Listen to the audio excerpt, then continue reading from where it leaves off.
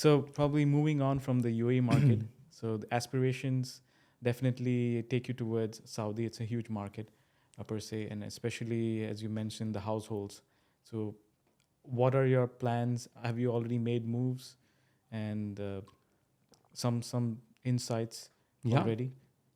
Uh, so talking about scale of market, right? Scale of business, I said why people or startups decide to do business in the UAE is because the scale is immense in terms of, not in terms of customers, but in terms of value Yes. that they're able to obtain. And right, when you talk about Saudi, Saudi is 10 times the scale of Mm. UAE, and it has multiple major cities. It has Riyadh, Jeddah, Mecca, Mm-hmm. where we are present. By the way, Urban Company is present there for Mm-hmm. quite some time now.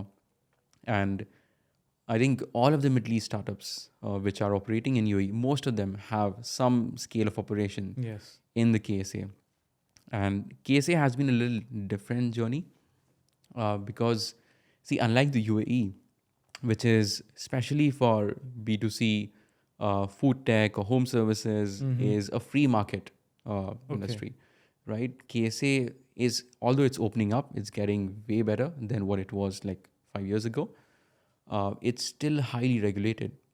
All right. There are government restrictions on who can do business and who can't. If you have to, for example, have a cleaning company in Saudi, uh, you can't do that because there are only 5 companies who can do that in Saudi. Okay. Yeah, if you are a labor supply company, if you want to just start a business there, you cannot do that. There are only 3 companies who are allowed to do that.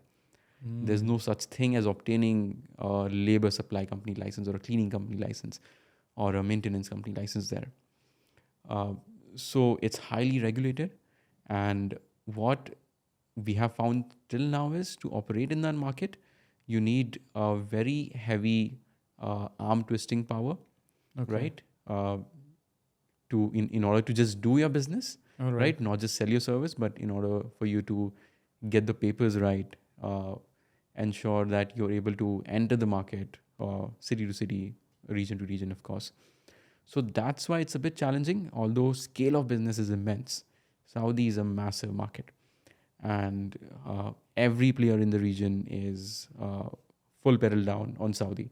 In the next 5 years, as it starts to open up and it starts to privatize sector by Even sector, more. Yeah. yeah, open up more and more, it's going to immensely change. It's going to be like 5 or 6 Dubai's in Saudi in the next decade or so. That's incredible Yeah, potential. Yeah. Just Wow. waiting to be tapped. So yeah, there's clearly a lot of people with their eyes on Saudi as the yeah, next move. absolutely. With your sort of experience moving into Dubai now, just transitioning to here, what are you taking from that move Yeah. as sort of like pointers of how you do the next move? Yeah. So one of the things that will really help us there in terms of, especially in terms of marketing, right? Now that we have learned uh, how this service sells and how you have this Arab segment who you talk to and you sell to, that is something that we can just take and have a playbook and reiterate. Mm-hmm.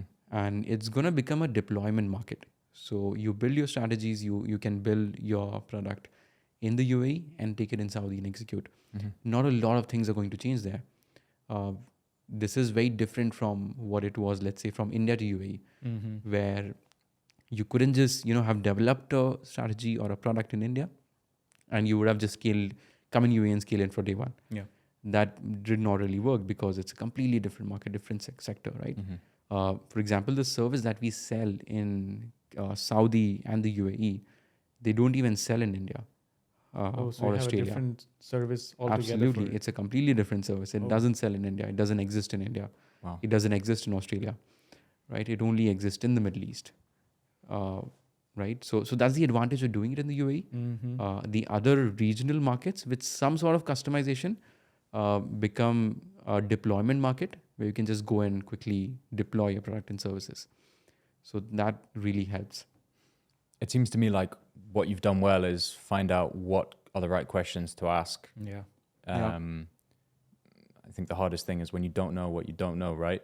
Yeah. So now at least when you go to Saudi, I think you're going to find out, okay, you're going to be asking these questions from the get-go rather than trying to figure out what questions you even need to ask in Absolutely, the first place. yeah. It's like you're not starting from absolute ground zero. and then you try and fail and fall down, and again you start from zero. Mm-hmm. At least that did not happen in Saudi and other similar markets, I'd say, that we will or that urban company would go to. So yeah, that's obviously a good advantage to have. So in terms of these questions, what are maybe like the top 3 questions you need to be asking when, or like asking yourself, asking the company when trying to move to a new region? Absolutely. I think the first thing is opportunity, what we call it as size of price. Okay. Like how big is that scale? Is Mm. it 100,000 users? Is it 100 million users? Right? Bigger the opportunity, highly likely, highest is the probability that you will make something out of it Mhm. and will make successful, right? Whatever venture you're getting into. So number one thing that you ask is size, right? And second is just the resources that you have, right? And region to region, this might vary. For example, if in Okay. Saudi, you do need very different resources versus some other market. Mm-hmm. It could not always be money. Could be It- partnerships. Of course, it could be partnerships. It could be maybe your own product, Yeah. right? Or maybe your own IP, Mm-hmm. right? Which is very, very unique to the region. So after size, that's what something to consider. How many resources or how much or rather what resource do you have which you can quickly go and deploy? Do you have enough resources to test the waters to get that 0 to 1 journey done?